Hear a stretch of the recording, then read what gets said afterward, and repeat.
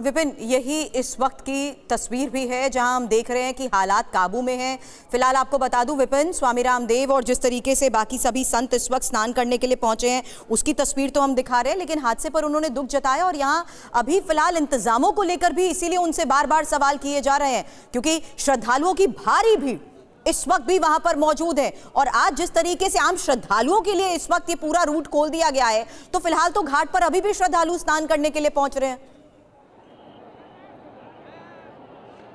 जी बिल्कुल, दरअसल हुआ क्या कि जो पूरी पब्लिक निकली है शहर से, रेलवे स्टेशन से, एयरपोर्ट से, इसके अलावा बस स्टैंड से, प्राइवेट टैक्सी स्टैंड से, आप देखिए वो पूरी भीड़ कहाँ आ गई, संगम की तरफ आ गई। आपको करना क्या था, अगर संगम की तरफ आ गई है और ये पीपे के पुल जिनको आपको आपने बंद करके रखा था, उस पीपे के पुल को मैं दिखाता हूँ, वो पीपे के पुल आपने अगर खोला होता कि इधर से स्नान करके जो उधर जाना चाहता है तो चला जाए, तो हो सकता था कि प्रेशर कम हो जाता।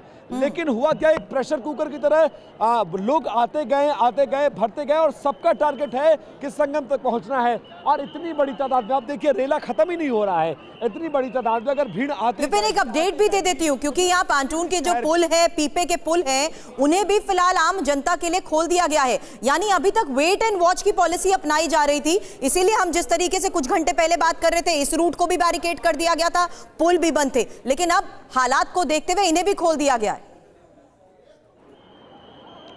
लेकिन देर किया आपने, 2 बजे घटना हुई और आपने 7 बजे ये पुल खोला। क्या आपको इस तरह की पूरी मशीनरी को ये अंदाजा नहीं था कि अगर ऐसी स्थिति होगी, अगर पब्लिक आते जाएगी तो ये प्रेशर कुकर बन जाएगा और ब्लास्ट होगा, और ब्लास्ट हुआ। हालांकि उम्मीद जताइए और ईश्वर का धन्यवाद करिए कि ये ब्लास्ट छोटा था, कम लोगों की मौत की आशंका आ रही है, 1 दर्जन के आसपास आ रही है। लेकिन अगर ये स्टैम्पेड लंबे इलाके में होता तो मैं यकीन के साथ कह सकता हूं सुरभि कि आप लाशें नहीं गिन पाते हैं, तो ये एक बड़ा फेल्योर हो जाता।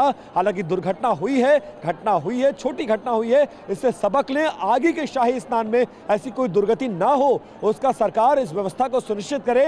आपने 7 बजे पीपे का पुल खोला और इससे पहले जब वीवीआईपी मूवमेंट होती है 20-20 पीपे का पुल बंद रहता है, किसी को आने जाने की इजाजत नहीं होती है और लोगों को भारी असुविधा का सामना करना पड़ता है। इतने बड़े आयोजन में वीवीआईपी कल्चर से थोड़ा सा बचना चाहिए, और अगर वीवीआईपी को एंट्री कराना भी है तो उनके लिए व्यवस्था अलग। विपिन, दुनिया का सबसे बड़ा धार्मिक पर्व है और इसकी व्यवस्था को लेकर बात की जाती है, पूरी दुनिया में इसकी व्यवस्था को लेकर बात की जा रही थी और सबसे बड़ा स्नान का दिन था, लेकिन उसके बाद भी इस तरह से भगदड़ मच गई। ये बहुत दुखद है। हमारे साथ मनीष भी है, मनीष वर्मा भी हैं जो अपडेट कर रहे हैं लगातार। मनीष, अगर घायलों के बारे में कोई जानकारी मिल पाई, आपके आसपास कुछ लोग होंगे जो आ रहे होंगे, जा रहे होंगे, क्या अगर आप उनसे बातचीत कर पाएं तो जानकारी मिल पाएगी कि इस वक्त क्या चल रहा है?